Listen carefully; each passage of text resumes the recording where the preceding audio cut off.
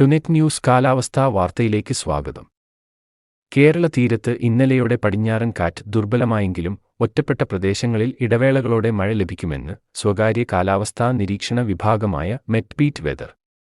കേരള തീരത്ത് മഹാരാഷ്ട്ര വരെ നീണ്ടുനിൽക്കുന്ന മൺസൂൺ മഴപ്പാത്തി ഇപ്പോഴും തുടരുന്നതിനാലും കടലിൽ മേഘരൂപീകരണം നടക്കുന്നതിനാലും ഒറ്റപ്പെട്ട മഴ ഇടവേളകളോടെ സംസ്ഥാനത്ത് ലഭിക്കും. ഇന്നലെ സംസ്ഥാനത്ത് ഒറ്റപ്പെട്ട പ്രദേശങ്ങളിൽ ഇടത്തരം മഴ ലഭിച്ചിരുന്നു. വടക്കൻ കേരളത്തിലാണ് കാര്യമായി ലഭിച്ചത്. ഇന്നും വിവിധയിടങ്ങളിൽ മഴ ലഭിച്ചു.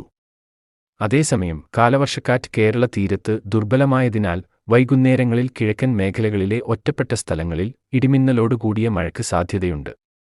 ഇന്ന് വയനാട്, കണ്ണൂർ, കാസർഗോഡ് ജില്ലകളിൽ യെല്ലോ അലർട്ട് പ്രഖ്യാപിച്ചിട്ടുണ്ട്. അതിനിടെ വടക്കൻ ബംഗാൾ ഉൾക്കടലിൽ ഈ സീസണിലെ ആദ്യ ന്യൂനമർദ്ദം ഇന്നലെ രൂപപ്പെട്ടു.